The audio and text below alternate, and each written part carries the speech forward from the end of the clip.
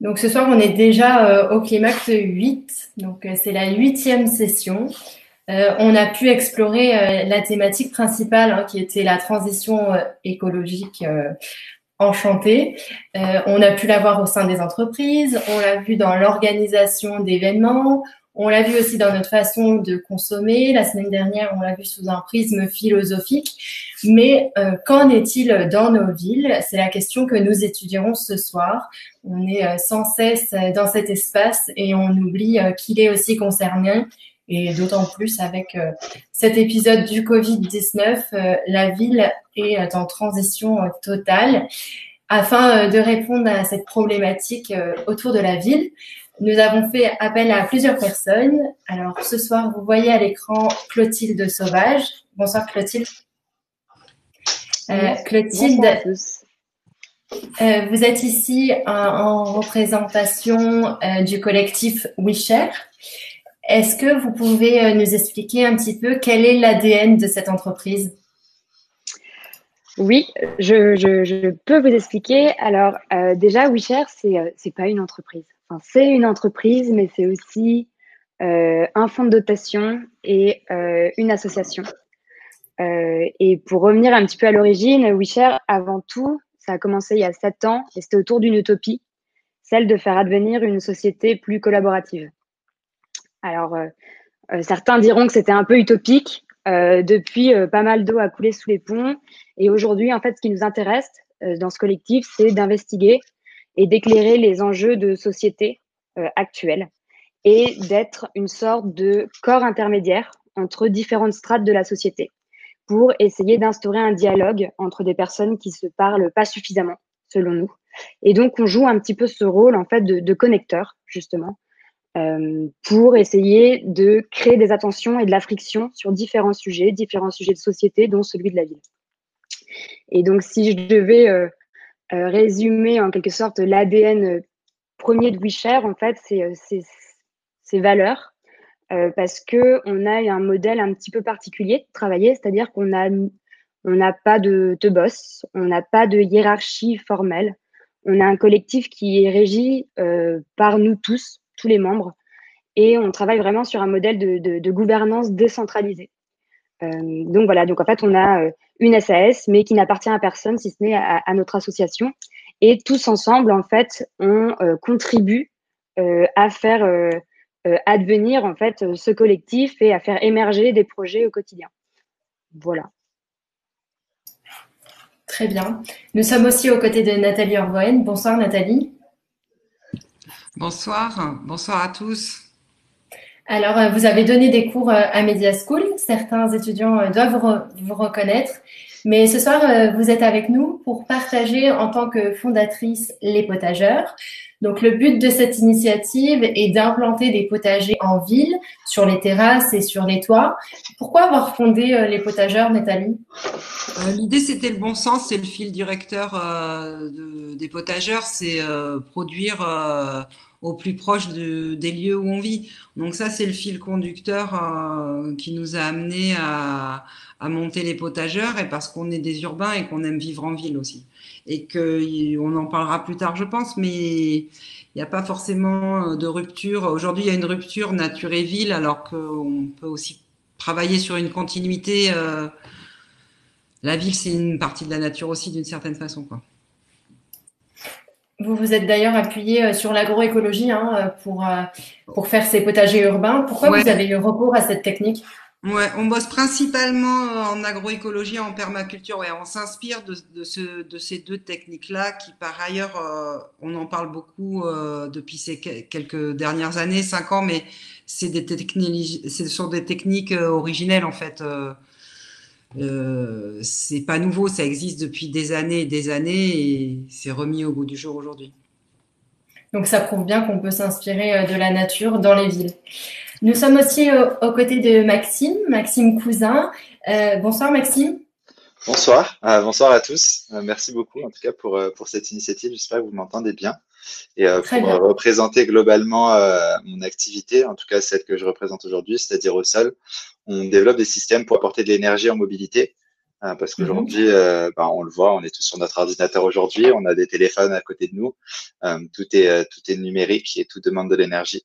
Donc, la vision d'entreprise, c'est vraiment de fournir à tout le monde de l'énergie dans un contexte mobile, et notamment dans le cas de la ville, des collectivités, mais aussi des ONG, des militaires qui ont besoin d'énergie pour des cas beaucoup plus critiques, sauver des personnes, ou pour des grands groupes, pour les transformations de la workplace, par exemple, chose qui s'intègre très bien avec les potagers qui se trouvent sur les toits des grands groupes, parce qu'il y a tout un changement aussi de la façon dont la workplace est consommée par les employés aujourd'hui. Donc, c'est globalement les thématiques qu'on adresse aujourd'hui. Puis après, j'ai d'autres activités, notamment dans le spatial et l'éducation. Ok. Donc, vous êtes cofondateur de la startup Au Sol, hein, pour C'est tous ça, nos exactement. participants. Clotilde, vous vous concentrez particulièrement sur des initiatives qui, elles, sont liées à la transformation de l'environnement urbain, tel que le projet Sésame que vous avez développé avec la ville de Marmande. Le projet s'appelle Exploration sous les radars. Il est mené avec l'entreprise GRDF. Il s'agit donc de la transformation d'un terrain vague, il me semble, en tiers-lieu. Dans un premier temps, vous pouvez nous rappeler au public qui ne le saurait pas qu'est-ce qu'un tiers-lieu, puis ensuite nous expliquer plus profondément quels ont été les enjeux de ce projet, s'il vous plaît. Oui, alors juste pour revenir, en fait, c'est deux projets distincts. Donc, il y a bien, en fait, un projet donc, qui a été mené avec la ville de Marmande, qui est un tiers-lieu. Et donc, un tiers-lieu, en fait, c'est, je sais pas, vous avez sûrement entendu parler récemment, en fait, c'est un mot qui est assez en vogue actuellement. Et donc, ça évoque, en fait, des lieux qui sont, on parle de tiers-lieux parce que qui sont tiers, qui sont ni du domaine, en fait, du privé, ni du domaine lié, en fait, au travail, en quelque sorte. C'est des lieux qui permettent d'avoir de nombreux usages, qui permettent en fait de faire plusieurs choses, de rassembler divers types de profils dans les villes.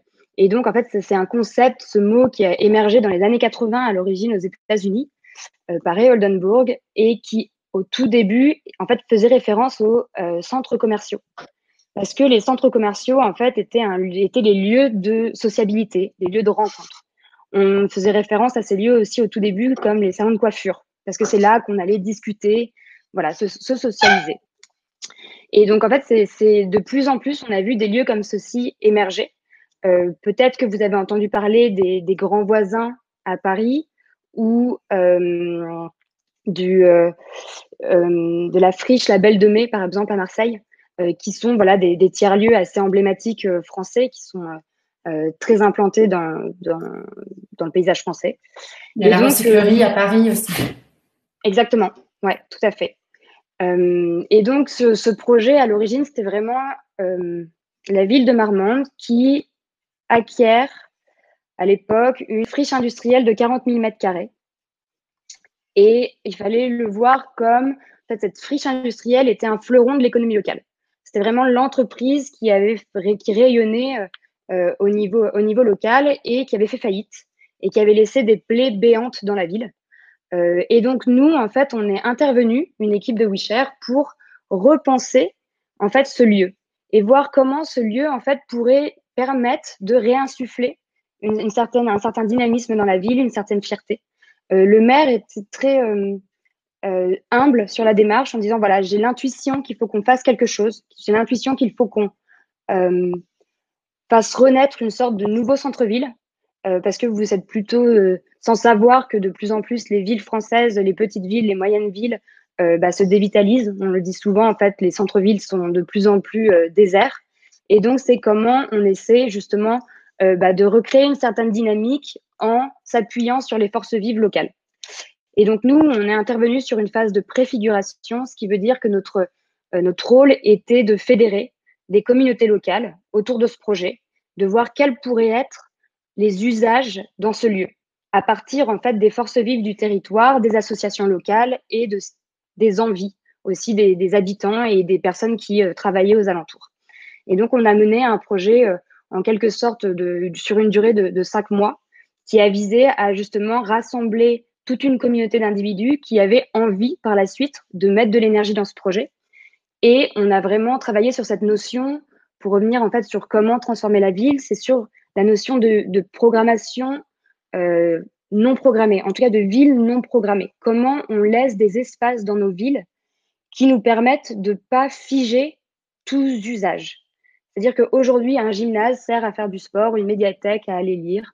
Mais comment finalement certains lieux peuvent demain, ou déjà aujourd'hui finalement, rassembler diverses possibilités, de manière à ce que divers publics puissent se croiser, à ce qu'il y ait plus d'échanges et de sociabilité, d'espace de sociabilité.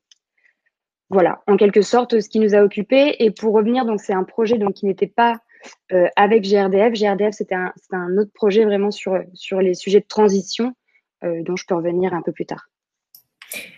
Nathalie, justement, comment vous choisissez les lieux pour créer les potagers?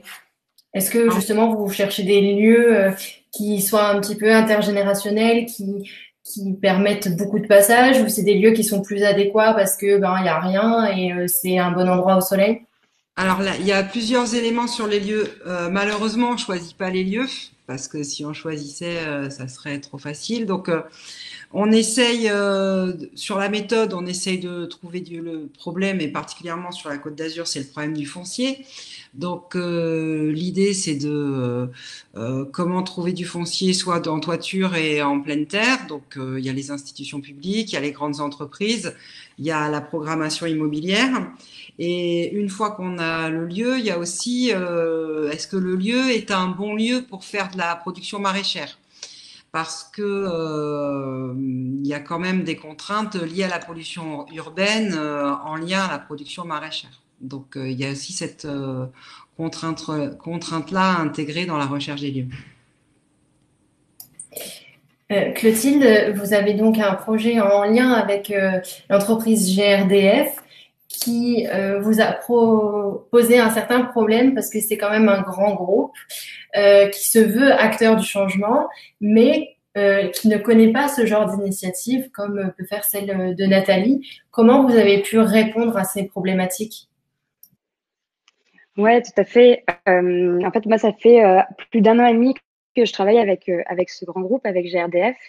Et à l'origine de ce projet, c'était le fait de venir un petit peu les challenger en quelque sorte et leur dire, voilà, vous vous considérez comme un acteur de la transition énergétique, écologique au sens large, mais nous, on se permet d'en douter. En tout cas, on est persuadé que sur vos territoires d'implantation, finalement, votre connaissance des acteurs qui en fait font énormément de choses, elle est minime, voire beaucoup trop infime. Et donc, c'était vraiment ce projet d'accompagnement, il est parti de là, en fait, et de notre volonté d'emmener un grand groupe sur différents territoires. Donc, on a commencé sur 4 premiers territoires, qui étaient le territoire de Metz, de la Rochelle, enfin de la métropole de Metz, métropole de la Rochelle, de la communauté de communes de Chinon, près de Tours, et d'un territoire beaucoup plus large qui était l'Allier Puy-de-Dôme. Et sur ces 4 premiers territoires, donc on est allé, nous, vraiment l'équipe WeShare, uniquement sur le terrain, à la rencontre de plein d'acteurs et de projets tels que celui que vous portez, Nathalie. Et pour en fait aller voir ce qui se passait, découvrir un petit peu comment les acteurs travaillent entre eux et les écouter. Tout simplement savoir, OK, demain, est-ce que vous seriez ouvert à travailler avec un grand groupe comme GRDF? Et si oui, sous quelle modalité? En fait, comment demain, vous pourriez imaginer des manières, des collaborations qui seraient gagnantes-gagnantes entre GRDF et vous? Et donc, tout l'enjeu, en tout cas, de cet accompagnement, donc derrière, on allait retravailler avec les équipes locales de GRDF, on leur présentait nos travaux, et c'était de imaginer des modalités de collaboration pour que demain, un grand groupe comme GRDF puisse vraiment se mettre au service de certains projets locaux, se mettre vraiment au service d'acteurs locaux. Et aujourd'hui, en tout cas, nous, c'est une de nos convictions, c'est qu'il faut qu'on repense complètement la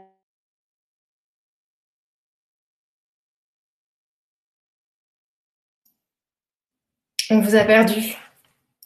Je ne sais pas si c'est que moi qui n'entends plus Clotilde. manière dont les grandes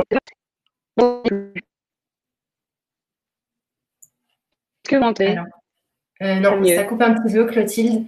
Euh, En attendant de voir ton problème avec le réseau, je vais demander à Nathalie.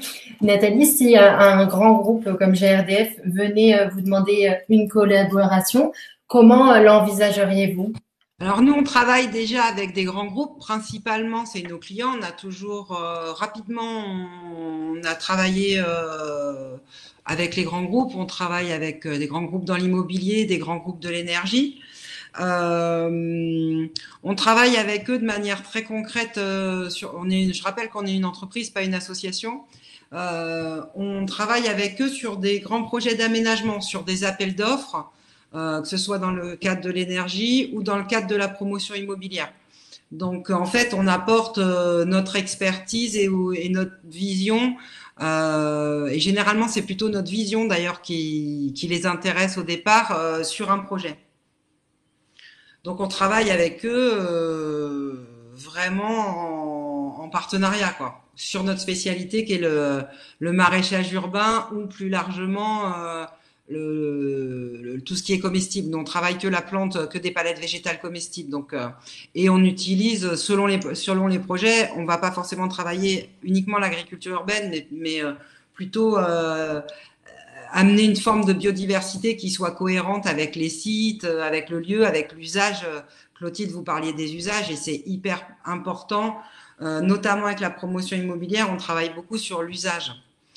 Parce qu'ils n'ont pas forcément conscience, comme pour eux c'est une toute petite partie, l'agriculture urbaine des projets, ils voient ça de manière un peu utopiste et un peu romantique, et nous on est vraiment sur le bon sens, l'usage et l'usager final de l'espace à végétaliser, que ce soit en comestible au sens large, et là on est plus sur de la pédagogie et de la biodiversité que le maraîchage spécifique. Clotilde, je vous laisse rebondir peut-être sur les propos de Nathalie. Oui, pardon, désolée, ça a coupé un petit peu. Non, mais je suis entièrement d'accord. Et ce qui est intéressant aujourd'hui, c'est de voir que finalement, ça ne concerne pas qu'un type d'activité de grands groupes, en fait. C'est qu'aujourd'hui, ces réflexions sur comment travailler beaucoup plus avec des acteurs qui vont vraiment re-questionner nos usages dans la ville, qui travaillent directement sur un espace déterminé, on se rend bien compte que ça devient une nécessité. Euh, et et c'est vrai que nous, c'est vraiment ce qui nous intéressait dans ce projet, c'est comment demain on favorise ces liens entre diverses typologies d'organisation.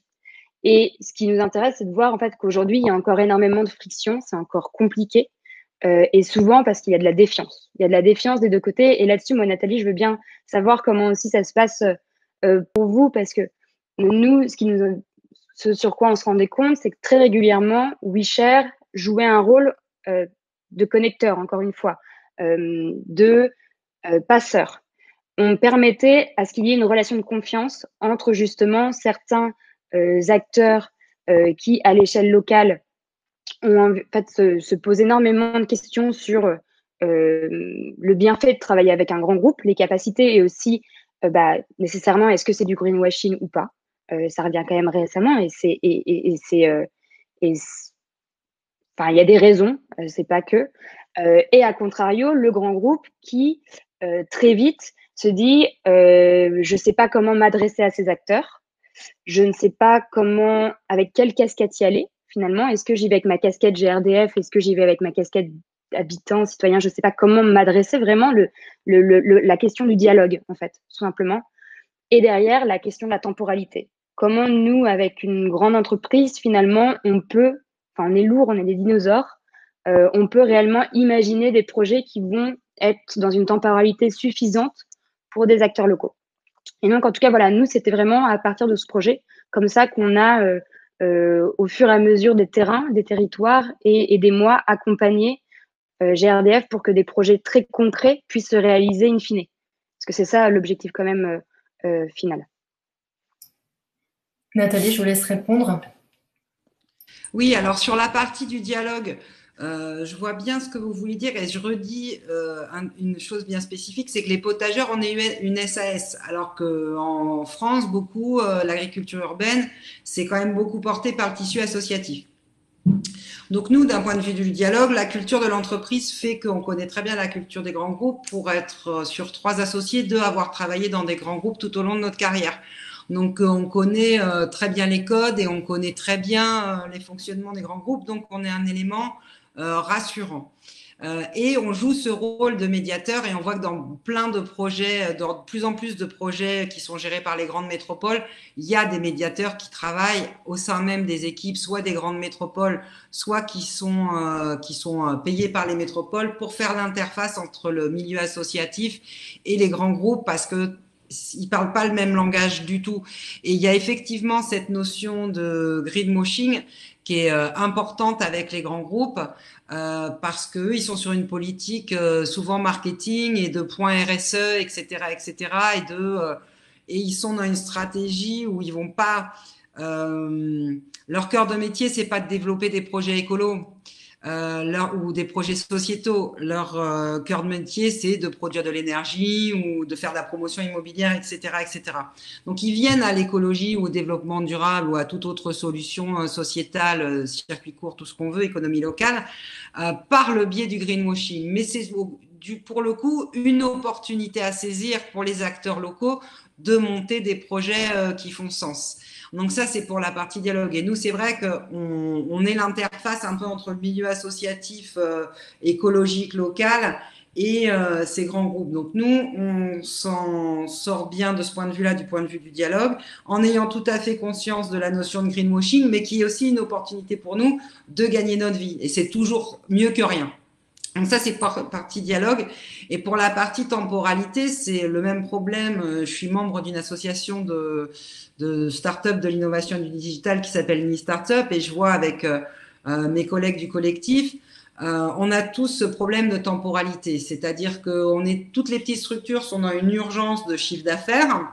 Et les projets des grands groupes, notamment en promotion immobilière ou des grands groupes de construction sur des projets à très long terme comme sur lesquels peuvent travailler des grands groupes comme Veolia, GRDF, Suez, c'est des projets à 4, 5, 6 ans. Ça doit s'inscrire dans la grande politique pyramidale de la boîte. Donc, et les gens en local, les représentants de ces entreprises-là en local, n'ont pas toujours des coups des franches pour pouvoir développer les projets comme ils souhaiteraient. Ils sont souvent obligés d'en référer. Souvent, les projets d'innovation ou les projets de développement comme ça sont beaucoup gérés au niveau des maisons mères. Donc, il y a quelle politique de terrain aussi est mise dans le groupe. Donc, la temporalité, c'est vrai qu'il y a la flexibilité des startups comme du monde associatif. On retrouve cette flexibilité à pouvoir avancer rapidement sur un projet dans les deux secteurs.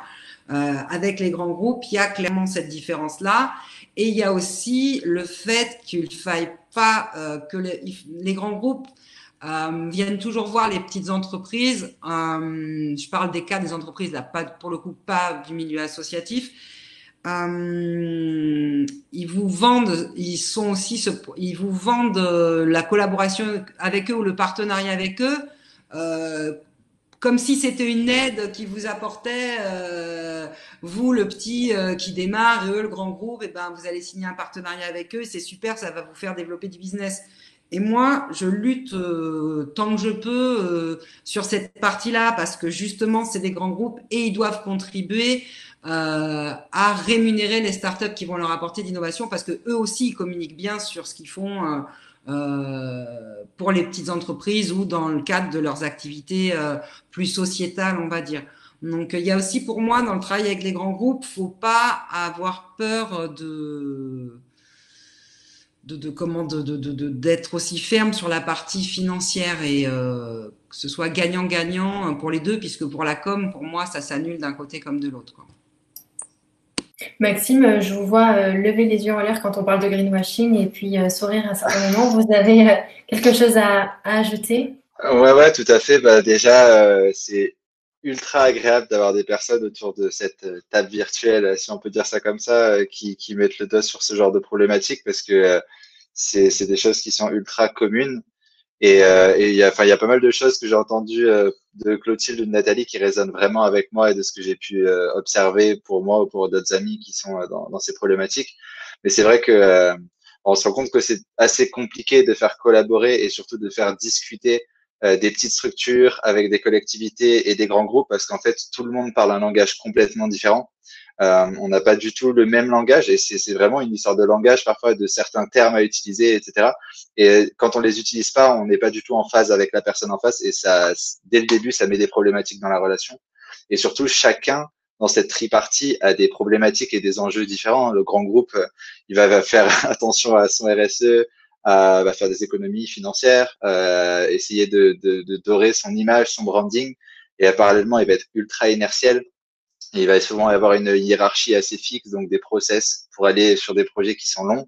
Alors que les startups et les PME, eux, ils sont plus sur des problématiques de développement de produits, ils veulent aller vite, ils veulent lancer des choses et déployer relativement vite. Et les collectivités, pareil, c'est très inertiel. Eux, ils cherchent plus à satisfaire l'opinion publique, ils ont des budgets très contingentés. Et en fait, parce que tout le monde parle un langage assez différent et en même temps, tout le monde a des problématiques et des modes de fonctionnement différents, c'est très difficile généralement de mener à bien des projets en ou tripartie justement avec eux. Et c'est là aussi où c'est ultra intéressant d'avoir des acteurs qui permettent de faire le médiateur dans dans ce genre de projet, parce que c'est super difficile et c'est autant difficile pour nous, jeunes entrepreneurs, PME, etc., que c'est difficile pour des grands groupes parce qu'on est juste sur des phases un peu différentes. Donc ça résonne assez bien et je pense que qu'on se confronte à peu près tous à ça. L'avantage, c'est qu'il y a de plus en plus de bonnes pratiques et on parlait de clubs d'entrepreneurs ou toutes ces choses-là où justement on va vers un mieux parce que ces pratiques-là, elles se passent et on apprend à être un peu plus efficace, à parler avec ses acteurs, etc.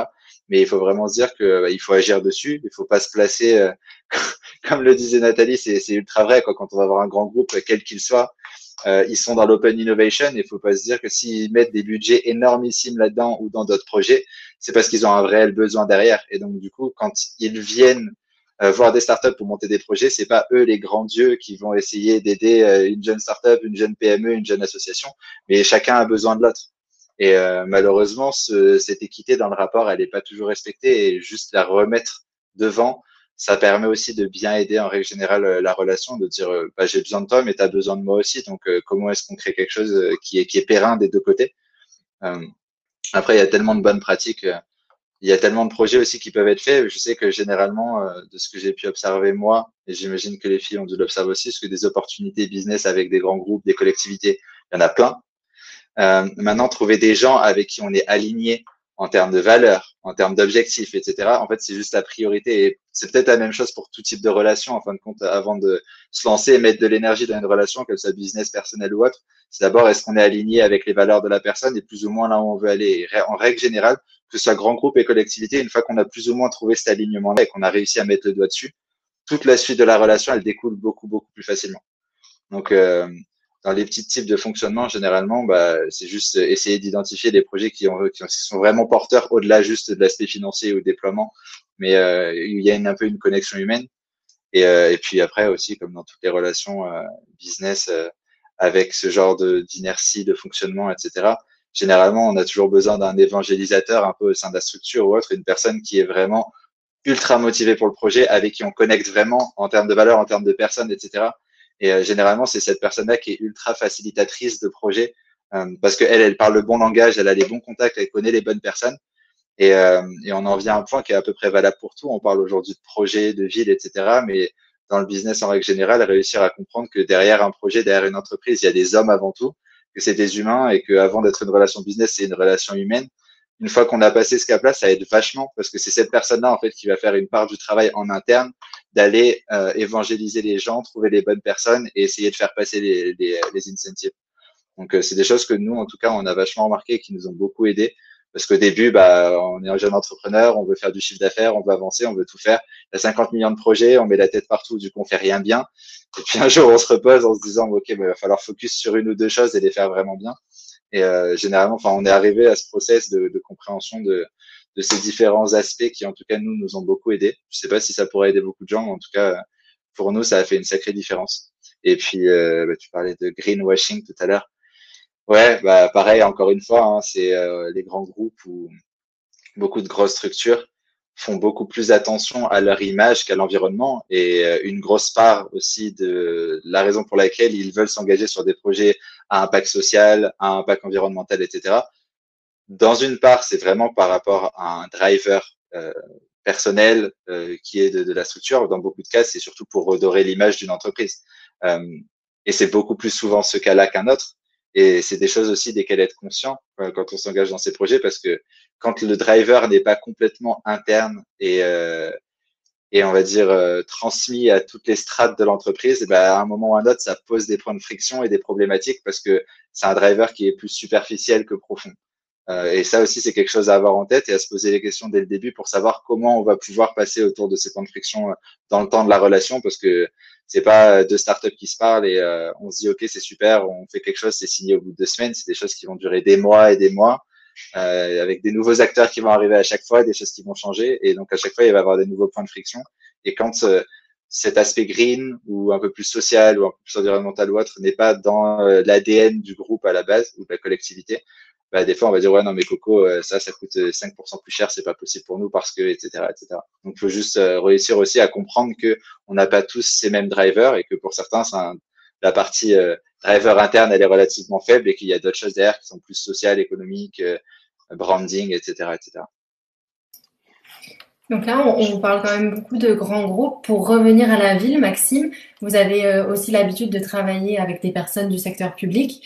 Quels conseils vous pouvez donner à nos étudiants qui nous écoutent pour éviter les pièges et peut-être des leviers pour faciliter, pour faire avancer plus vite vos idées, par exemple? Ouais, bah, tout à fait. Bah, je pense déjà la première chose, c'est le point que j'ai abordé tout à l'heure, c'est de dire qu'il y a une grosse part de politique derrière ça.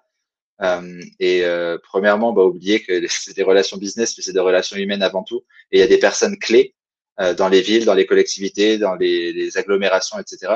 Et ces personnes clés-là, si on trouve un alignement avec ces personnes-là, généralement, on sera capable d'accéder à beaucoup plus de portes, non pas parce que c'est une relation intéressée, mais parce que c'est une relation qui est foncièrement pérenne, parce qu'il y a un alignement avec la personne. Et deuxièmement, dans toutes les relations avec des collectivités, parce qu'il y a eu un socle politique derrière, ça vaut le coup de se faire vraiment une recherche un peu plus lobbyiste et de se faire un schéma de OK, bah, quelles sont les parties prenantes dans ce type de projet. Il va y avoir des acteurs politiques, il va y avoir des acteurs médias, étatiques, des acteurs privés, etc. Et avoir un peu une vue d'ensemble, une cartographie de son écosystème et se dire OK, bah, qui peuvent être les facilitateurs dans cet écosystème. Et généralement, on se rend compte qu'il y a beaucoup de gens qu'on connaît mais auxquels on pense pas. Qui peuvent ouvrir soit des contacts, soit faciliter des projets, etc. Ça aide beaucoup parce que c'est quelque chose qui est très, très codifié.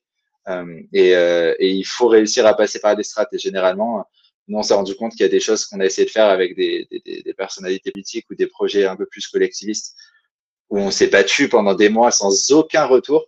Et il suffit qu'un jour, on tombe sur une personne, on en parle en rigolant, en buvant un verre, et que le lendemain, il y avait des subventions énormes qui étaient débloquées et le projet était très simple d'un coup.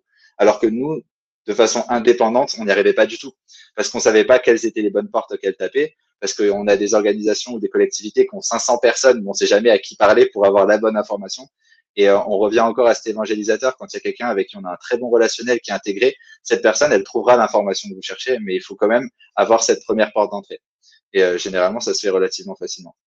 Et le dernier aspect aussi, bah, il y a beaucoup de choses qui peuvent être intéressantes et que de plus en plus de startups regardent, mais qui sont pas forcément connues du grand public. C'est tout ce qui est appel à manifestation d'intérêt ou autre, qui sont des super bons guichets pour commencer à travailler avec des collectivités ou autres. Généralement, il y a des villes, des collectivités, des agglomérations qui font des appels à manifestation pour certains projets qui peuvent être publics, et il y a des financements, il y a plein de choses. Et répondre à ces appels d'offres, ça te met déjà en face des personnes qui sont plus ou moins influentes dans ce secteur-là, que ce soit l'énergie ou autre. Et ça permet aussi des fois d'accéder à des projets qui peuvent être super porteurs parce que ce premier projet va pouvoir agir comme un pilote et derrière permettre d'aller voir d'autres collectivités. Et il faut se dire que ce soit une collectivité, un grand groupe ou qui que ce soit, la preuve sociale, c'est quelque chose qui est ultra important. Et avoir une référence ou deux références, d'avoir dire, bah voilà, nous, on a fait un AMI qui nous a donné un pilote avec l'agglomération de Sophia Antipolis, par exemple, et ça nous a permis derrière de monter un projet, de démontrer notre solution, etc., montrer que ça crée de la valeur dans la collectivité. Ça permet après d'aller voir plein d'autres collectivités et de dire, bah voilà, nous, on crée déjà de la valeur pour des gens dans ces collectivités-là. Est-ce qu'on peut le faire avec vous? Et même, généralement, si le projet est porteur et a plu, les gens qui sont dans la collectivité avec laquelle on aura travaillé, eux-mêmes auront des contacts ailleurs. Et ces personnes-là, en finissant en disant, bah, OK, maintenant que ça a créé de la valeur, maintenant que vous aimez la solution qu'on offre, la vision par laquelle on vit, est-ce que vous connaissez des personnes à qui ça pourrait apporter de la valeur? Et rares sont les gens qui vont dire, bah non, je connais pas. Surtout dans ce milieu-là où tout le monde se connaît, parce que au final, les gens sont relativement contents d'ouvrir des portes à partir du moment où ils voient un alignement et ils voient de la valeur qui est créée.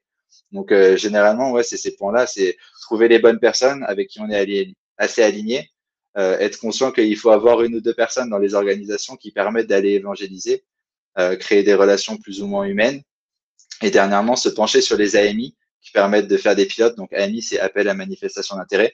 Généralement, il y en a partout sur Internet, il suffit de les chercher. Enfin, dans mon cas, énergie en mobilité, ville. Si je tape AMI, énergie en mobilité, bah, je tombe sur quelques AMI qui sont intéressants, même dans la région PACA, par exemple.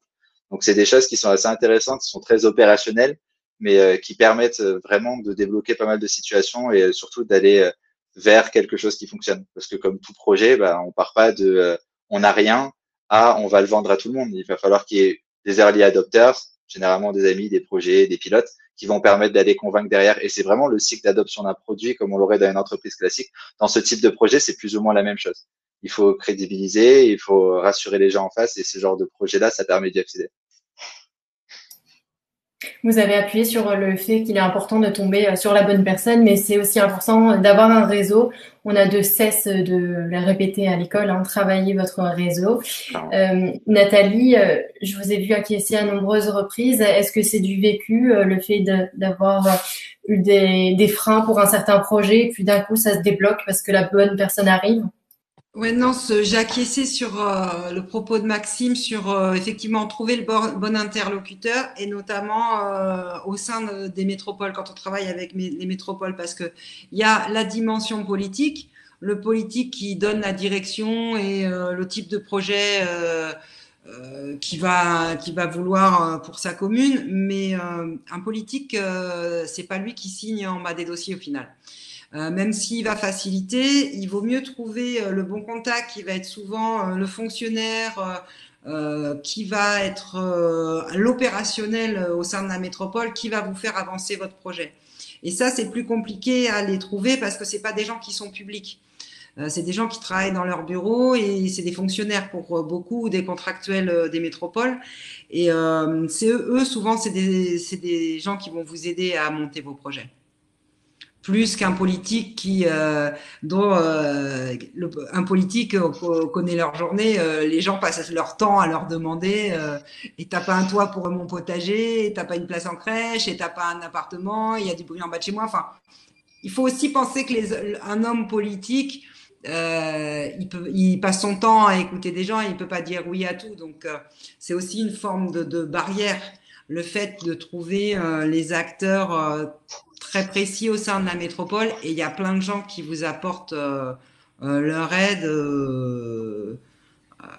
et, comme le disait Maxime, qui vont vous aider à porter votre projet et à le faire avancer.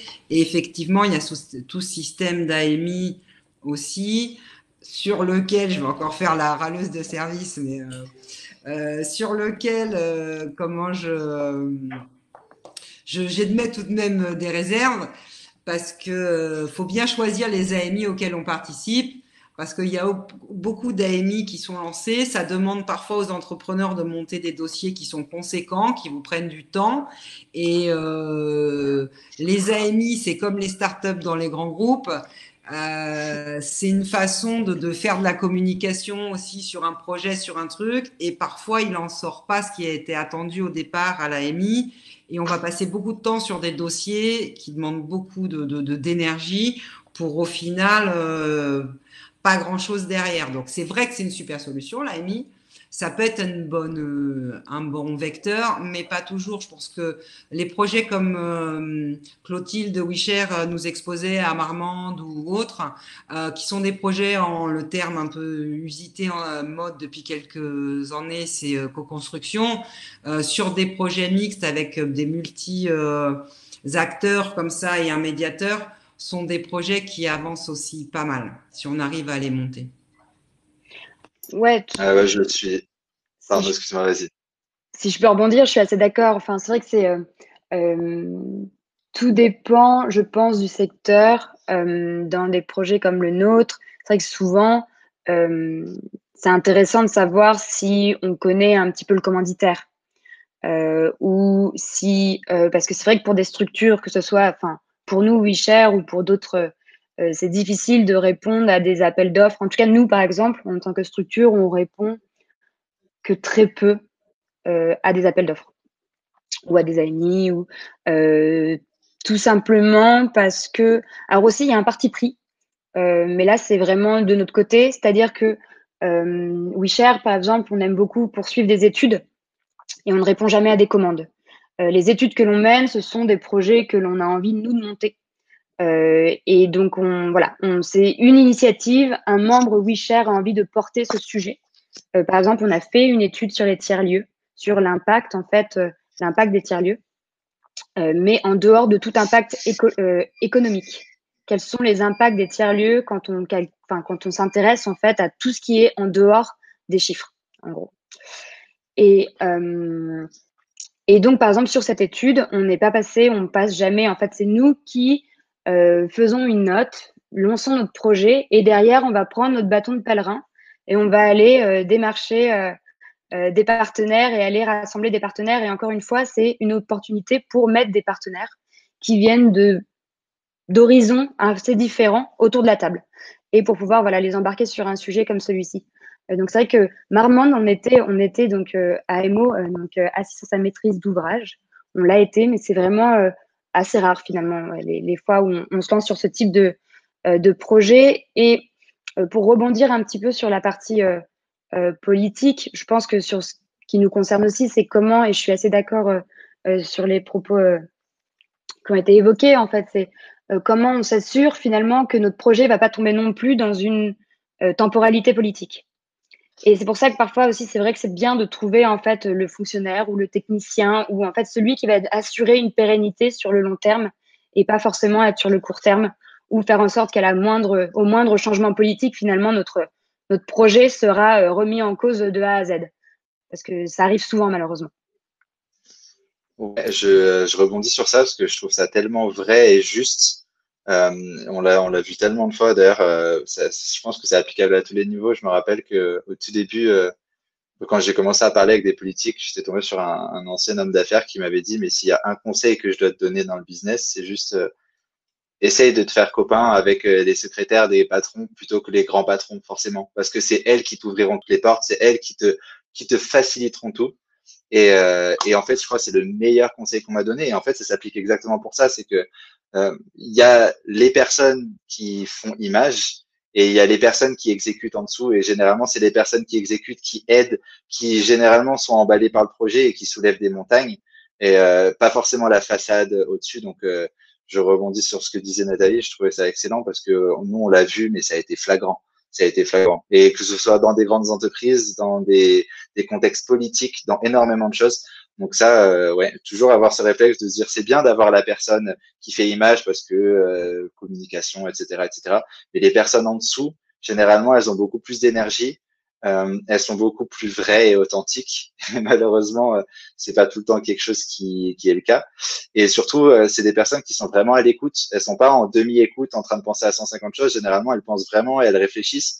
Et ces personnes-là, elles connaissent beaucoup mieux aussi parce que faut pas oublier qu'un politique, il traite 200 millions de sujets. C'est pas un expert de chaque sujet, c'est juste quelqu'un qui génère. Et je l'ai vu en live. Hein, j'ai vu ça arrivait des fois où il y avait des politiques avec qui j'échangeais qui me disaient ah non mais cet après-midi je dois faire une intervention sur de tels trucs spatial. Bon, je vais rechercher toute la matinée et puis je le ferai cet après-midi. C'est pas du tout des experts des choses desquelles ils parlent nécessairement et ils peuvent pas, c'est normal, ils ont 200 000 chats à fouetter. Par contre, ils ont des personnes en dessous qui sont leurs conseillers, qui elles sont expertes du milieu et cette personne en dessous, c'est la personne qui connaît l'environnement, qui connaît l'écosystème, qui connaît les personnes et qui généralement, si le projet est porteur, va être ultra motivé. Et par contre, c'est cette personne qui va aller convaincre le politique au-dessus en lui disant non, non, mais ça c'est génialissime, faut absolument qu'on fasse quelque chose. Et généralement, ça facilite aussi les choses. Les rendez-vous se font beaucoup plus facilement et les portes s'ouvrent beaucoup plus facilement. Donc, super conseil, Nathalie. Je suis à 2 millions de % d'accord avec toi. Moi, je voulais juste dire une chose par rapport à revenir sur notre thème qui était l'aménagement urbain et à AMI à aménagement urbain. Dans le cas qui est le mien de l'agriculture urbaine, pour le coup, l'AMI, c'est comme ça que l'agriculture urbaine a pu se développer, que ce soit en Amérique du Nord ou à Paris. c'est grâce aux AMI, aux appels à manifestation d'intérêt et aux impulsions politiques.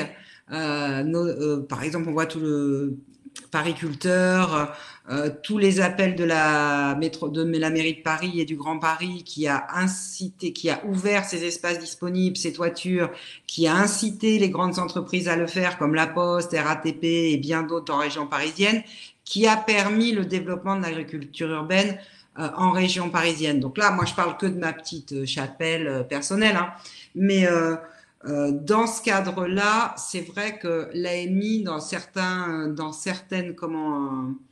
les AMI lancés par parce qu'il y a des AMI des secteurs privés, et il y a les AMI du secteur public, ça peut être des leviers porteurs pour développer des initiatives de socialité. Là, on parle de l'agriculture urbaine, qui est certes une approche productive de maraîchage, mais pas seulement. Hein, c'est aussi une question de biodiversité, de création de liens sociaux, de pédagogie, etc., etc.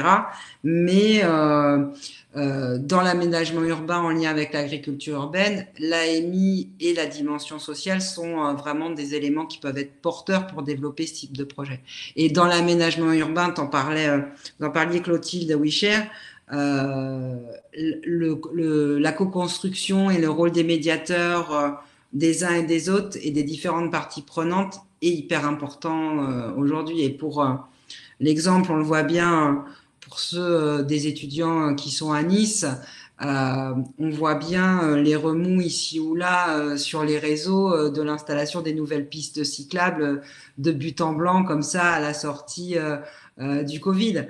Je sais pas moi qui pleurais contre les pistes cyclables, j'en suis ravie, mais on voit les frictions que ça crée dans toute la ville, enfin particulièrement dans des zones de la ville, parce que l'aménagement urbain a été fait dans l'urgence et c'est lié au contexte, hein, bien sûr.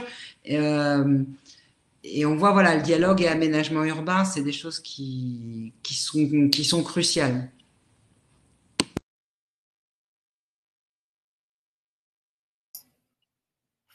Alors, est-ce que vous m'entendez? Oui. Ok. Clotilde, vous avez travaillé aussi sur un projet qui était intitulé Un été au Havre. C'était à l'occasion des 500 ans du port du Havre, justement. Comment une programmation culturelle peut changer aussi une ville? Ouais. Alors, en fait, ce projet, pour revenir un petit peu, donc c'était avant de rejoindre le collectif WeShare, parce que j'ai commencé, en fait, j'ai fait une école de commerce et je me suis spécialisée à l'origine en management culturel et artistique. Et donc, j'ai commencé par là, en fait, à me questionner sur comment influencer nos villes par la culture, par une programmation culturelle. Et c'est ce qui m'a amené à ce projet, donc, qui a eu lieu au Havre. Et sur donc l'objectif, c'était pour célébrer en fait les 500 ans du port du Havre, organiser un événement culturel de grande ampleur. Donc étalé sur 3 mois avec des installations gigantesques. Et donc c'est comme ça que je me suis beaucoup intéressée justement à comment l'art, la culture, lorsque ça prend place dans l'espace urbain, et ben ça peut avoir énormément d'influence à plusieurs échelles. Et donc une des premières échelles, je dirais, ça serait de donner une identité parfois à certaines villes. Si on prend l'exemple de la ville de Nantes, aujourd'hui, Nantes, c'est une ville où il y a un patrimoine qui n'est pas celui de Nice, qui n'est pas celui de Bordeaux, mais qui est reconnu, qui touristiquement est attractive en tant que ville, parce que justement, il y a eu une programmation culturelle qui s'est développée au fur et à mesure des années et qui maintenant fait complètement, qui est un ADN de la ville. Et Nathalie parlait des pistes cyclables, et c'est intéressant, j'étais justement avec une personne qui s'occupe de la partie artistique de la ville de Nantes cette semaine, et il m'expliquait que pour les pistes cyclables, et ben la personne à la mairie en fait a eu le réflexe, parce que cette ville est habituée à traiter en fait avec des designers, avec des artistes, etc., d'appeler directement en fait des designers de la ville pour dire comment on peut par un usage artistique, donc là entre autres le design, réimaginer justement nos pistes cyclables et faire en sorte en fait qu'elles soient alors peut-être pas pérennes ou peut-être qu'elles le deviendront, mais en tout cas, comment l'art peut nous faire évoluer nos pratiques. Et donc, là, on voit en fait que c'est un deuxième usage de la création artistique, c'est comment finalement ça peut nous faire évoluer dans différentes pratiques, que ce soit sur, je sais pas, si vous allez à Nantes, pour regarder cet exemple, vous avez un passage clouté qui a été designé par des artistes et qui part un petit peu dans tous les sens. Et en fait, cet effet-là a permis, à l'origine, le projet, c'était il faut que ce carrefour soit réduit en termes de vitesse. Et donc, comment on fait ça sans poster des policiers qui vont en fait mettre des amendes à tous les passants?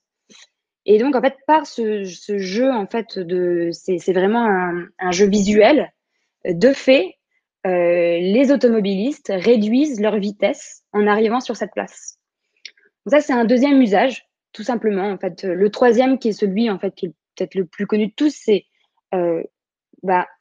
rendre beau, et ça l'est. Et finalement, l'art dans l'espace public, c'est le seul fois où l'art est accessible à tout le monde. Accessible au sens où, au moins au niveau des sens, au moins au niveau de la vue. Ça ne veut pas dire que les gens vont nécessairement s'y intéresser, mais on y est confronté. Et donc, on y a été confronté, nécessairement, ça nous impacte. On peut y être réfractaire, mais en y étant réfractaire, on y est de fait, en fait, impacté. On adopte une posture vis-à-vis de ça. Et donc, voilà, donc en fait, c'est intéressant de voir comment l'art, à plein d'égards, en tout cas des créations artistiques, peuvent vraiment avoir un impact très fort sur nos villes, sur notre manière d'agir en ville, et d'interagir entre nous. J'aime bien donner cet exemple et je peux peut-être m'arrêter là-dessus, mais il y a un artiste qui s'appelle Dan Asher, qui est basé en Suisse et qui a pour habitude dans sa ville de faire des trucs assez gigantesques. Et il a imaginé un processus qui permet de faire des aurores boréales dans la ville. Et depuis, ça a voyagé un peu partout dans le monde. Mais pourquoi il a fait des aurores boréales? Parce que en fait, les aurores boréales, c'est 3%, je ne sais pas combien, mais un pourcentage infime d'individus qui auront l'opportunité d'en voir dans leur vie. Et donc, c'était finalement l'envie de permettre à chacun de vivre une expérience comme celle-ci. Et donc, en créant ces aurores boréales vraiment qui apparaissent dans tout l'espace public, vraiment dans la ville le soir. Ce qui est intéressant, c'est de voir les réactions des gens qui se rapprochent les uns des autres, qui d'un seul coup en fait vont se parler, qui vont se questionner, ils vont aller voir leurs voisins et dire mais vous voyez comment ça se fait, comment c'est possible. Et donc c'est aussi finalement une manière en quelque sorte, de perturber l'espace, parfois d'éveiller aussi une conscience citoyenne en fonction des projets artistiques. Voilà, en fait, c'est divers. C'est divers. Il y a énormément d'aspects avec lesquels on peut jouer, en tout cas, et utiliser l'art pour nous faire un petit peu, pour nous chahuter dans notre rapport à la ville.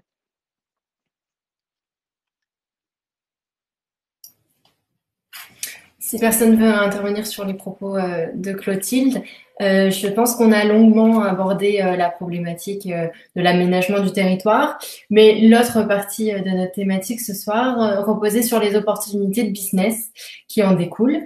Maxime, vous qui êtes un jeune entrepreneur, qu'est-ce qui vous a poussé réellement à créer votre start-up et quels conseils vous pourriez donner à nos étudiants qui nous écoutent ce soir et qui aimeraient bien se lancer? Est-ce qu'il faut suivre ses passions, plutôt écouter la demande ou mêler les deux peut-être?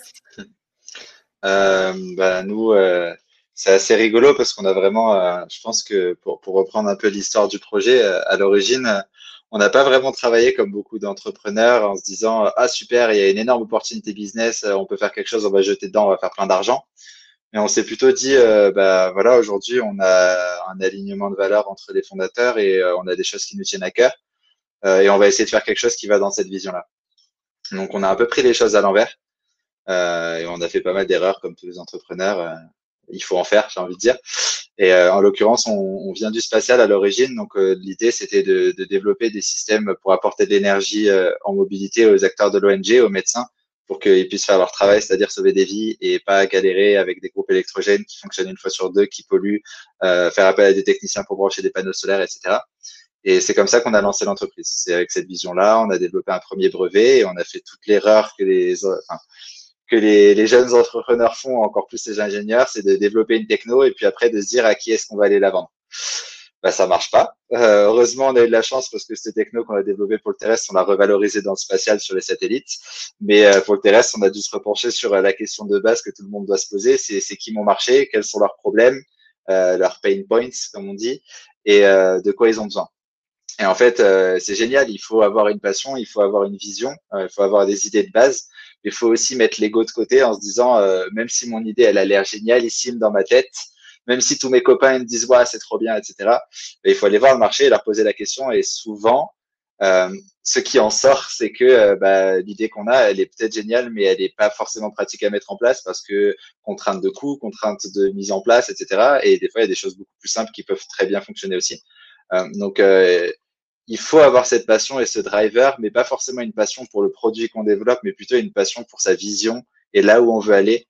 Et en général, ça permet d'enlever l'ego du produit et l'attachement au produit et de se dire que le produit, ça reste que un moyen d'exécuter une vision. Parce que si on est attaché qu'à un produit, bah après, un produit il a un cycle de vie et une fois qu'il est fini, on ne sait plus vraiment où aller. Donc c'est vraiment se repencher sur quelles sont les valeurs de l'entreprise ou de la structure que je souhaite créer et quelle est la vision. Et généralement, les choses en découlent plus ou moins. Et généralement, les gens sont quand même assez ouverts à la discussion et chose que je ne pensais pas au début. Hein, j'avais cette petite gêne d'aller parler à des grands groupes et leur dire oui. Alors voilà, je suis Maxime, j'essaie de développer un petit truc. Tu peux me donner ton avis. En fait, les gens sont foncièrement bons et aiment donner des retours à partir du moment où c'est bien demandé. Et il y a énormément de gens, enfin là, nous, on n'est pas du tout issus de la workplace, des corporates, des grands groupes, etc. Et on développe quelque chose là-dedans. La première chose que j'ai fait, c'est que je suis allé prendre des très grands groupes, des gens qui avaient des gros postes, hein, et je leur ai envoyé un message sur LinkedIn en leur disant, bah écoute, je suis Max, je suis originaire de l'aérospatiale. On a dans des salons qu'on a fait, il y a des gens dans des grands groupes qui nous ont dit qu'ils avaient tel besoin. Je suis pas du tout expert dans ce marché-là, mais toi, tu as 20 ans d'expérience là-dedans. Est-ce que tu serais OK de faire un petit call de 15 minutes de mentoring pour que je te présente les choses et que tu me donnes un maximum d'input sur ce que tu penses qui est bien, qui est pas bien, etc. Je pense que tu auras beaucoup plus de valeur que moi parce que tu es expert là-dedans. Dans 90% des cas, les gens ils me disaient bah ça va si c'est 15 minutes, c'est des jeunes, ça fait plaisir de les aider, etc. Et en fait, c'était vraiment dans cette dynamique. Donc vraiment cultiver plutôt une passion pour ce qu'on veut créer à long terme et se dire que après on a un marché, on va aller discuter avec et des solutions, il y en a plein qui vont sortir. Nous, on a perdu beaucoup de temps là-dessus. C'était une bonne erreur, hein, ça nous a permis d'apprendre. Mais si ça peut déjà être une erreur que des gens évitent, toujours poser la question au marché. Et le marché, c'est lui qui dicte la suite des choses, quoi, parce qu'on a beau avoir la meilleure idée au monde, si le marché est pas prêt à l'adopter, bah, il se passera rien derrière. Donc, ouais, super important et c'est une très bonne question hein, que tu as posée justement parce que c'est vrai que on est souvent dans cette problématique quoi, où quand on monte une entreprise, généralement la première chose qu'on fait, c'est qu'on se dit bah je veux la monter parce que j'ai eu une idée et c'est bien, mais il faut se dire que l'entreprise c'est quelque chose de plus qu'une idée, c'est des personnes, c'est des valeurs, c'est une vision. Et en fait, le produit, c'est juste un outil pour accomplir cette vision et il y en aura probablement plein d'autres. Et peut-être que l'outil qu'on va développer au début, il va fonctionner pendant 6 mois ou un an. Et en fait, on va se rendre compte qu'on peut faire beaucoup plus de valeur avec beaucoup plus simple. Et des fois, il faut juste accepter de se dire, bah, super, génial, trop bien, super, je viens d'avoir un super bon input, ça va me permettre d'avancer plus vite, de créer plus de valeur chez les gens, etc. Donc, enfin, après, ça revient aussi à une notion d'ego, mais c'est ultra, ultra important de réussir à être un peu plus distancé par rapport à ce qu'on essaye de faire. Et l'autre truc peut-être important pour les entrepreneurs qui commencent, c'est que le mentorat et le réseau, c'est vraiment les deux choses les plus importantes. En tout cas, pour nous, c'est les choses qui ont été les plus clés et porteuses. C'est générer un gros réseau et avoir des personnes qui sont là pour mentorer parce que on a beau avoir fait des études ou autre, on ne peut pas être expert de tout et il y a pas mal de choses enfin, il y a une majeure partie des choses qu'on ne connaît pas. Et aller voir des gens et juste leur dire, écoute, t'es expert là-dedans, donne-moi ton avis, qu'est-ce que tu en penses, qu'est-ce que tu feras à ma place. Généralement, ça fait gagner des semaines et des semaines de discussion. La seule chose à laquelle il faut faire attention, c'est savoir à qui on va demander ce conseil-là et aller vers des gens qui ont de la légitimité parce que sinon on peut se trouver aussi dans le travers inverse de se dire on demande énormément d'avis et puis on se défocus complètement de qui on est et de pourquoi on fait les choses et on se retrouve à plus vraiment savoir comment agir, quoi. Donc il y a vraiment un sweet spot à trouver entre les deux, mais généralement ça aide beaucoup. Et puis le réseau, on est dans une région encore plus, pour ceux qui sont dans le sud de la France, qui heureusement ou malheureusement, je sais pas, travaillent énormément par réseau, beaucoup plus qu'à d'autres endroits. Et il y a quelques personnes qui connaissent tout le monde globalement. Et on les retrouve toujours dans les mêmes événements, hein. Donc, que ce soit des événements business purs, des événements un peu plus politiques, etc. On retrouve souvent les mêmes personnes. Et c'est super porteur aussi d'aller dans ces événements, juste rencontrer des gens, et pas nécessairement des gens avec qui on voit un fit professionnel de base. Parce que ces gens ont eux-mêmes un réseau. Et on en revient sur cette histoire de le business, c'est de l'humain avant tout. Si on trouve des gens avec qui on a un super fit humain, mais peut-être que la personne, elle fait, je sais pas, de l'aménagement green dans les espaces, et moi je fais un software pour les data dans le bâtiment, qui a rien à voir. Peut-être que cette personne, si j'ai un super match avec, j'ai envie d'aller boire un café, elle va me dire, mais attends, mais moi je connais un tel, il fait ça, je te mets en relation, et ça va donner quelque chose derrière. Donc ce truc de développer le réseau et de pas avoir peur d'aller voir les gens, c'est juste super important, et de jamais se dire j'ai rien à leur dire à ces gens-là. Enfin, ça m'est arrivé tellement de fois au tout début de me dire, mais pourquoi je vais aller parler à un tel? Je suis personne, je vais pas du tout lui apporter de la valeur, etc. Le gars, je vais l'ennuyer. Et en fait, non, parce que il y a plein de gens qui sont très haut placés, généralement aussi, qui ont été dans cette démarche un peu plus entrepreneuriale, un peu plus junior, etc., où on a plein d'énergie à revendre, on a plein de projets, on a plein d'idées. Et généralement, il y a des gens qui arrivent à des strates assez hautes et qui sont dans des structures ultra inertielles, où généralement, ils prennent plus vraiment des risques, etc., ils gouvernent un peu les choses de loin. Et souvent, ces gens-là, se mettre un peu dans les tranchées avec des jeunes et agir un peu en tant que mentor, ça leur redonne un peu ce côté frisson de la jeunesse, hyper excitant, de on prend des risques, etc., sans forcément trop s'impliquer. Et généralement, ils sont super heureux de le faire. Donc, parler aux gens, aller parler à plein de monde, expliquer leur leurs problématiques, aller voir des gens et faites-leur un grand sourire et dites-leur juste, bah hello, moi je suis Max, je fais ça dans la vie, est-ce que tu connais des gens à qui je devrais parler? Franchement, ça marche super bien. Et déjà, ils vont dire, mais ouais, tiens, faut que tu parles à un tel, faut que tu parles à un tel, et faut vraiment pas avoir peur de le faire. Au début, j'étais tout timide, je n'osais pas aller parler aux gens, et au final, je me rends compte que les gens, quand on veut les voir de façon ultra bienveillante, ils sont super. C'est très bien ce que vous dites, hein. C'est d'où l'importance du réseautage et de se rendre aux afterwork. On a de cesse de le répéter à l'école, mais c'est bien de l'entendre aussi de quelqu'un de différent parce que c'est la réalité tout simplement. Nathalie, selon vous, quelles sont les opportunités de business dans la ville qui découlent de cette transition écologique? Déjà, par rapport à transition écologique et business, il y a une chose. On me demande souvent si les potageurs, c'est une assoce. Et non, pourquoi? Parce qu'en fait, tout ce qui est le domaine de plus ou moins proche lié à l'écologie ou à l'économie sociale et solidaire, ça a été beaucoup un secteur qui a été tenu majoritairement par le monde associatif pendant des années, et c'est un secteur qui se tend à se professionnaliser depuis peu. Pour moi, il faut pas du tout cantonner les démarches écologiques au milieu associatif parce que c'est un mauvais signal. Au contraire, à partir du moment où on commence à de rendre financièrement viable ou à ce que certains vecteurs de porteurs de valeur écologique deviennent des vecteurs aussi de ressources financières, ça établit le process, la reconnaissance du process ou de la solution technologique au sein de l'entreprise. Donc, c'est hyper important de pas de garder la place, d'avancer sur des projets business qui soient des projets écologiques de sens et de valeur, y compris dans les projets d'aménagement urbain. Pour ce qui est du réseau, ceux qui me connaissent savent très bien ce que j'en pense et que ça fait partie intégrante de la façon de travailler. Et je suis d'accord aussi avec ce que tu disais, Maxime, sur le Sud. C'est encore plus particulier le travail en réseau dans le Sud que dans d'autres régions dans lesquelles j'ai pu travailler en France. Donc ça, c'est hyper important. Après, sur les after-work et ce genre de choses, il faut choisir. Il faut bien choisir. Parce que sinon, vous pouvez vite passer vos soirées et tourner en rond et croiser toujours les mêmes et ça avance pas. Donc, il faut bien choisir ce qu'on fait et bien identifier ses réseaux. Et par rapport au fait aussi de construire son réseau et d'aller vers les gens, Je le dis beaucoup à mes étudiants que j'ai eu chez Media School et auparavant plus quand j'étais avec les étudiants de Sub de Web, manager de promo, aux gens au sens large qui m'entourent, c'est quand tu as besoin de quelque chose, n'hésite pas à le demander parce que on peut pas savoir ce dont tu as besoin, on ne peut pas deviner dans la tête des gens ce dont ils ont besoin, donc toujours formaliser ce dont on a besoin, ne pas avoir peur de demander ce dont on a besoin, et au pire, on vous dit non. Donc, au pire, vous avez rien perdu que ce que vous aviez avant de poser la question.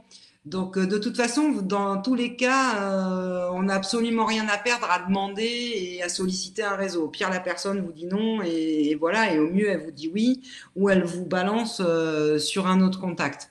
Donc, c'est hyper important d'avancer. Après, sur les faits, ce que disait aussi Maxime sur monter ses projets, et puis bah, c'est un grand classique de tous les startups, de beaucoup de startups, on part bille en tête avec un projet bien spécifique, et quand on le confronte au terrain, ben, on s'aperçoit qu'il correspond pas forcément au terrain, parce que ben, le cadre est pas prêt, que c'est pas le moment, etc. Mais il y a toujours des solutions. On appelle ça tout le temps dans le monde des startups, c'est le pivot, c'est le fameux pivot. C'est comment on fait pivoter son offre, comment on répond, comment on s'adapte, etc., etc. Donc là, c'est la même chose pour la grande ou la petite entreprise et quand on cherche un job, c'est la capacité d'adaptation et la capacité à aller tout de suite trouver des solutions et pas s'arc-bouter sur les choses et aussi enlever l'émotionnel parce que quand on monte sa boîte, forcément, on adore son idée, on trouve que c'est super, etc., etc. Donc, il y a une dimension émotionnelle vachement forte.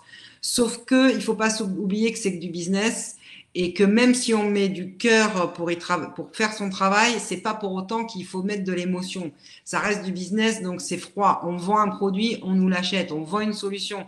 C'est comme je le dis aussi à mes étudiants régulièrement, c'est pas une histoire d'amour que vous vivez avec l'entreprise qui vous emploie, mais c'est vous vendez vos compétences et elle vous les achète. Donc, il y a l'impulsion de départ, c'est une impulsion émotionnelle parce que on fait ça avec cœur, on monte notre boîte parce que c'est en phase avec notre vision du monde, parce qu'on pense qu'on a une idée géniale qui correspond à nos compétences ou tout autre levier de création de l'entreprise. Mais après, il faut y mettre de l'énergie et pas, je dirais qu'il faut mettre plus d'énergie que d'émotion, quoi. Ça demande plus d'énergie et les émotions et plus contrôler ses émotions. Et ça, c'est valable quand on est chef d'entreprise et aussi quand on est collaborateur d'une boîte, quoi.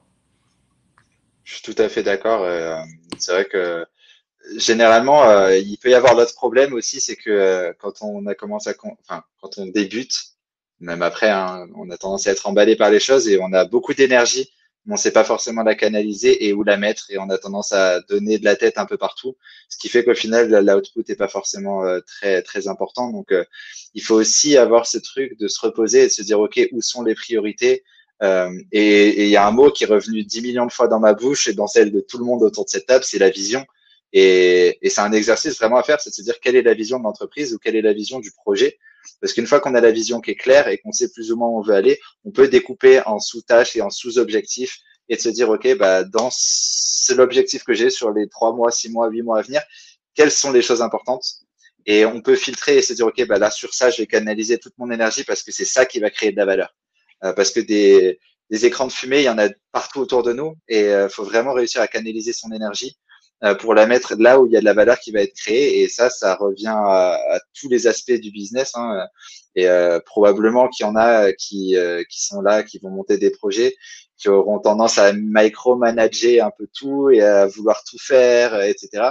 Et c'est exactement la même chose, c'est se dire sur quoi est-ce qu'on crée de la valeur. Si tu es une brute en stratégie, fais de la stratégie et dans ce cas-là, trouve quelqu'un pour se faire tes communications, etc. Si c'est quelque chose sur lesquels tu n'apportes pas de valeur et sur lesquels tu ne veux pas progresser.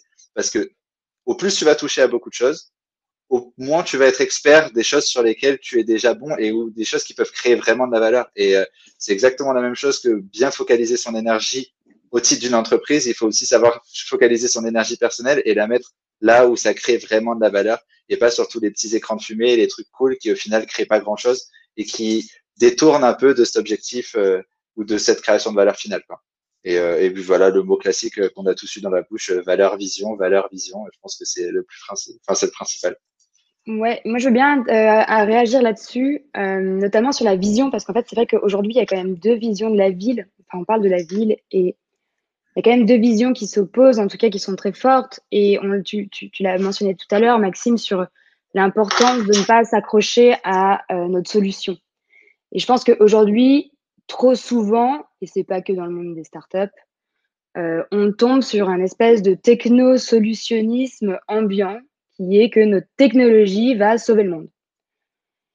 Et malheureusement, la technologie, souvent, a un impact écologique qui aussi parfois est vraiment pas questionné, mais qui laisse à désirer. Et c'est vrai qu'on l'a pas posé depuis tout à l'heure, mais la question de la transition, même le mot de transition, et moi personnellement, en plus, c'est un mot qui a tendance à m'énerver.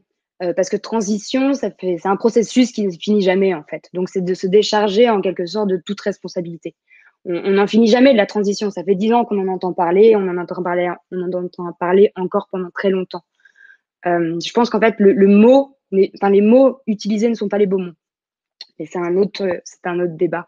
Mais en tout cas, pour revenir sur cette question de vision, je pense sur la ville, aujourd'hui, il y a un enjeu qui est quand même très fort. C'est est-ce que nos villes demain, en fait, deviennent des smart cities, des villes dans lesquelles, en fait, on est surveillé, dans lesquelles on est entouré de solutions qui sont censées nous rendre la ville plus simple d'utilisation, fluidifier nos usages, fluidifier nos modes de déplacement, ou est-ce que on est en mesure de dire eh oh, c'est pas la ville dans laquelle je veux vivre, c'est pas la ville dans laquelle vous comprenez, moi je pense plus pour l'autre solution, mais de dire peut-on se réapproprier nos villes, peut-on en fait arrêter cette course sur le fait de mettre des capteurs un peu dans tous les sens, et je pense qu'aujourd'hui c'est un des vrais débats aujourd'hui quand on parle de vision, voilà, quelle est notre vision de la ville de demain.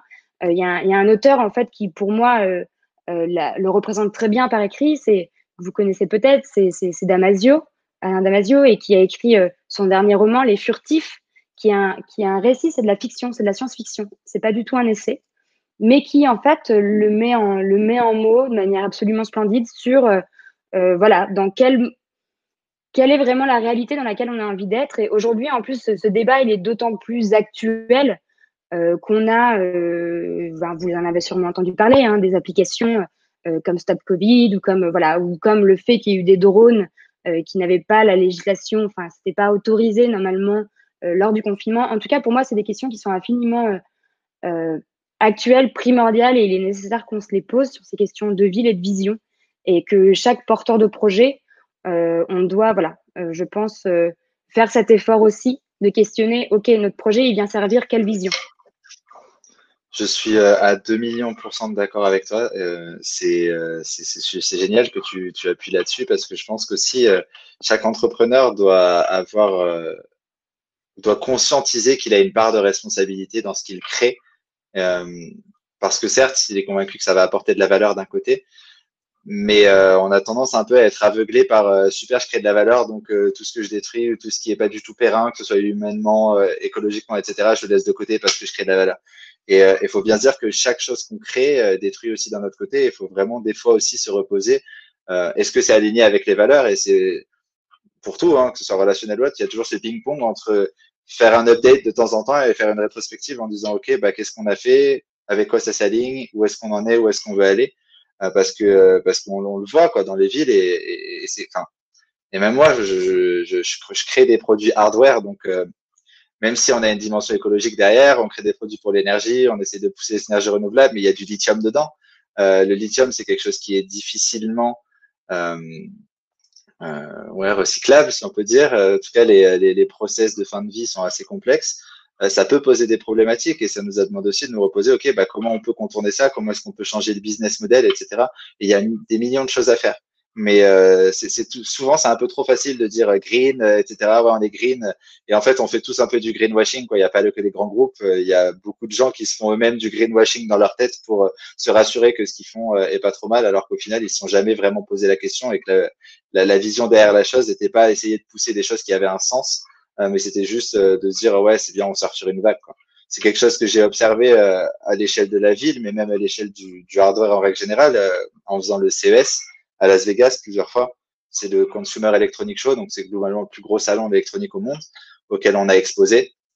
Et, euh, et en fait, on est affolé parce qu'on entend parler partout du green, environnement, sauvegarder l'énergie, etc., etc. On voit tous nos copains start-upers qui ont plein de subventions parce qu'ils sont bons pour l'environnement, ils ont des labels green, etc. Et en fait, quand on se retrouve au CES, on voit qu'il y a personne qui est green du tout. Les gens, ils en ont rien à foutre parce que c'est pas du tout leur problématique. Leur problématique, c'est faire un produit, le vendre et générer du chiffre d'affaires pour beaucoup. Et rares sont les entreprises qui essayaient de mettre en avant leur impact social ou impact environnemental, etc. Alors qu'en fait, c'est ce qui leur permet de vivre parce que derrière, ils ont des subventions, ils ont des aides, etc. Donc, c'est aussi super important de se dire qu'en tant qu'entrepreneur, on a une responsabilité, on va embaucher des gens, on va créer des produits, il va y avoir que ce soit des produits software ou hardware, et puis c'est des choses qui vont s'intégrer et qui vont avoir des impacts. Et il faut vraiment se poser la question de où est-ce qu'on va avec ça, parce que sinon ça peut créer des problématiques et c'est en les laissant pourrir aussi que au bout de quelques années, on se rend compte que ça crée des problématiques bien plus importantes. Et c'est le cas de la ville, c'est le cas de ce qui se passe avec les datas partout en ville. On veut mettre des capteurs, que ce soit dans les villes, dans les workplaces, etc. On veut tout mesurer, on va avoir des datas sur tout. C'est génial, ça permet d'être plus effectif, plus plus efficient. C'est génial, mais après dans cette course à l'efficience, etc., on se perd aussi un peu de vue ce pourquoi on est là et qu'est-ce qu'on fait et notre façon d'agir dans la ville. Et on le voit peut-être même à l'échelle personnelle, hein, à vouloir être trop productif, trop machin, on est plus du tout dans le moment présent, on vit plus parce qu'on est là, faut que je fasse des tâches, faut que je fasse des tâches. Et c'est vraiment des questions à se poser sur la ville. C'est ce qui s'est passé aussi avec les data. On a vu avec l'affaire Cambridge Analytica. Pour ceux qui connaissent pas, je vous invite à regarder. Il y a un reportage sur Netflix. C'est un reportage qui montrait comment les données récupérées par Facebook avaient été utilisées pour faire de la propagande politique, notamment pour certaines campagnes comme le Brexit, les campagnes de Trump, etc. Maintenant, c'est quelque chose qui est assez classique et utilisé par Macron, par tous les présidents globalement pour leur campagne. Mais c'est fou à quel point, avec des datas, au final, on peut manipuler aussi l'opinion publique et pousser certaines choses. Et c'est des questions à se poser en amont, c'est se dire, OK, est-ce que les valeurs de la chose à pousser sont en accord avec les valeurs de ce pourquoi on veut vivre? Et je suis persuadé que dans beaucoup de projets, pas nécessairement pour des data, mais pour d'autres choses, il y a ce moment-là aussi où on va devoir se poser la question et on va se retrouver à avoir envie de faire des choses qui au final sont plus du tout alignées avec les valeurs de l'entreprise à l'origine. Et c'est vraiment un travail à faire dès le début. C'est un travail qui est long, mais qui simplifie beaucoup les choses, de se reposer encore une fois sur ces valeurs, cette vision, etc. Parce qu'une fois qu'elles sont posées sur papier et qu'elles sont claires pour tout le monde, ça simplifie beaucoup la démarche et ça simplifie aussi, c'est des critères de choix dans les relations qu'on va faire, dans les projets qu'on va entreprendre, etc. Parce que c'est un filtre. On se dit, OK, est-ce que c'est aligné avec mes valeurs? Oui, non. Bah non, OK, je dégage. Est-ce que c'est aligné avec ma vision? Est-ce que ça s'intègre dedans? Oui, non. Bah non, bah OK, bah alors je vais peut-être pas le considérer autant que telle autre chose. Donc c'est vraiment un process à avoir et je pense que l'entreprise, c'est un process itératif à tous les niveaux. Et il faut aussi avoir ce process de rétrospective sur ces notions-là, parce que je pense qu'elles sont fondamentales. Et sinon, on avance vraiment tête baissée et on se pose pas vraiment la question. Alors que je pense que chaque entrepreneur qui crée quelque chose parce qu'il pense que ce qu'il veut faire a un sens. Et sauf que des fois, on perd un peu ce sens de vue et on est plus en mode, oui, mais on a des KPI, on a des investisseurs, faut qu'ils soient contents, il faut qu'on ait du chiffre, on a des employés et on oublie un peu pourquoi on a commencé, quoi.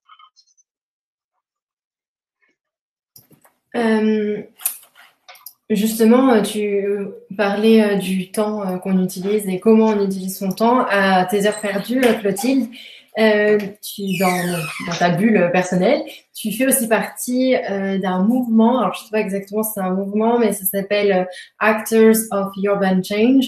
Est-ce que tu peux nous expliquer un petit peu le concept vite fait et le rôle que tu peux jouer au sein de cette initiative?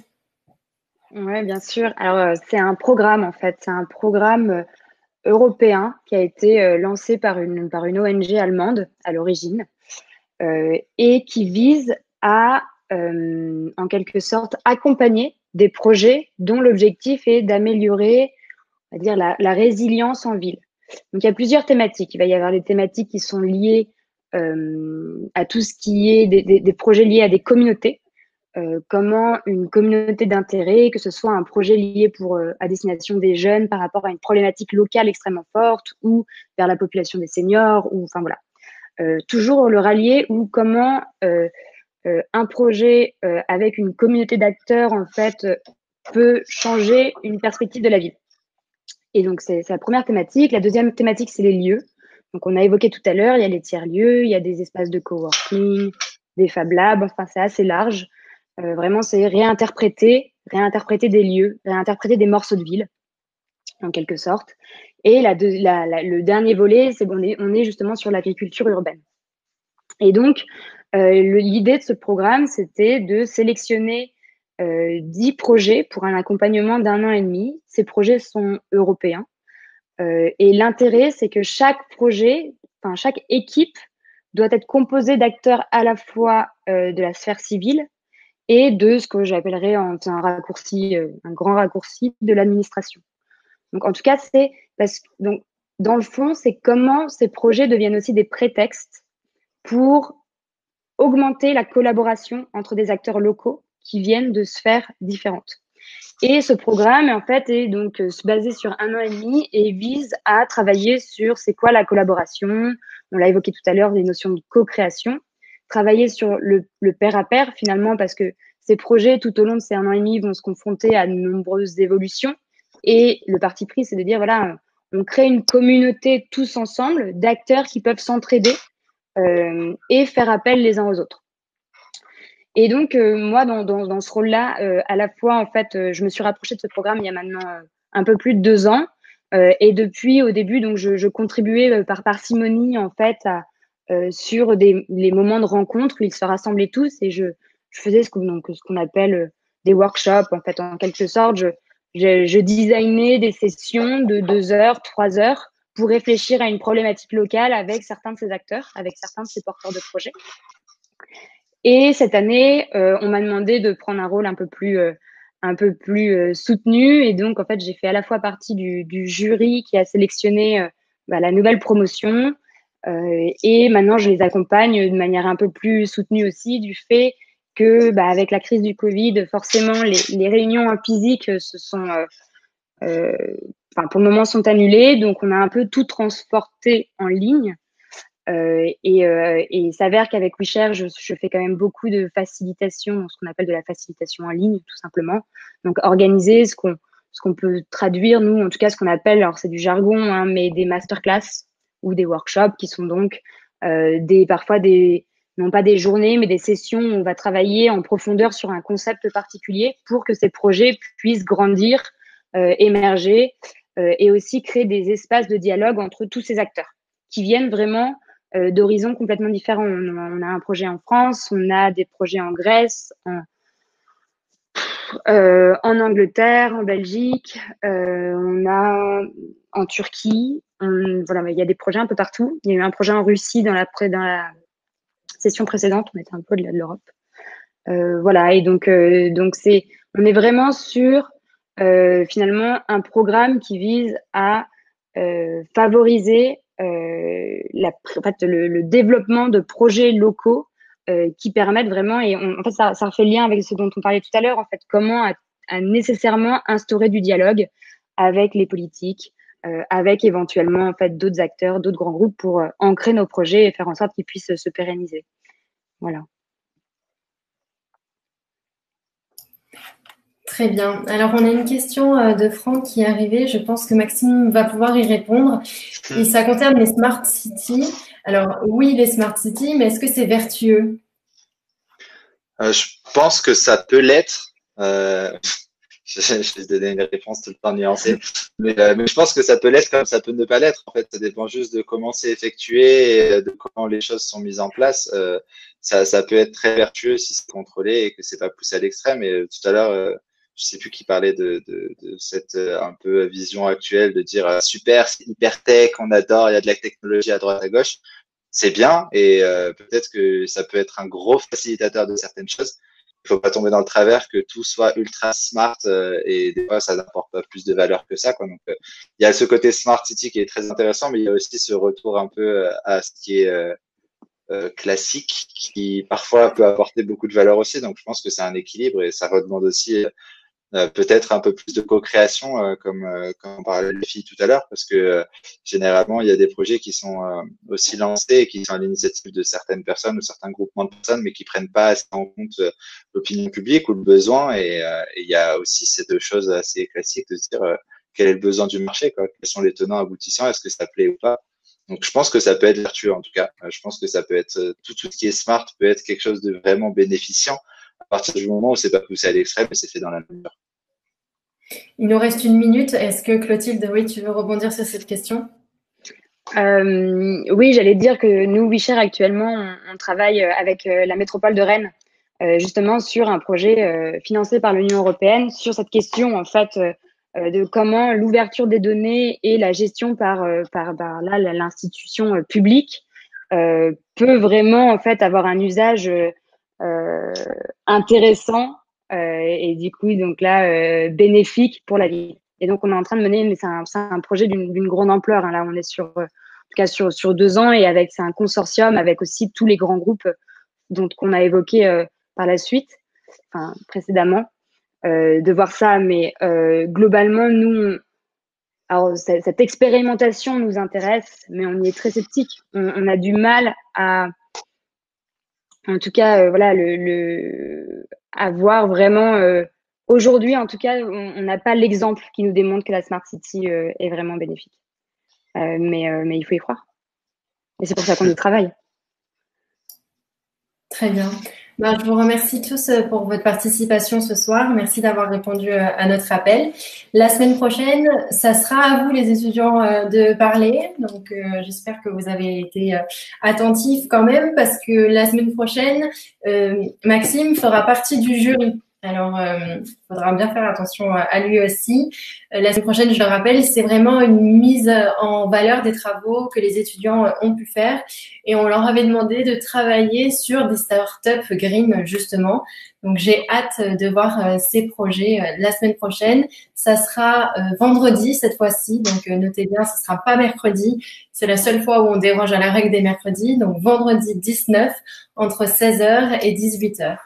Je suis déjà impatiente de vous y retrouver. Si je peux rajouter juste quelque chose, j'ai vu qu'il y avait des gens qui Oui. avaient commencé à m'ajouter sur LinkedIn et à envoyer des messages. N'hésitez pas à le faire, hein. Personnellement, au contraire, avec grand plaisir, à envoyer des messages, poser des questions. On a parlé de réseau. Profitez-en. Enfin, s'il y a des gens qui ont dit des choses sur lesquelles vous voulez rebondir, en tout cas, c'est toujours cool d'avoir des échanges un peu constructifs avec des gens. Donc, n'hésitez vraiment pas à profitez-en même. Très bien, notez-le. Et je vois que vous avez beaucoup de remerciements dans le chat. Donc, je pense que vous allez recevoir des demandes sur LinkedIn, peut-être des demandes de stage aussi, qui sait. Merci encore et à la semaine prochaine. Merci à tous. Au revoir. Oui. Au revoir.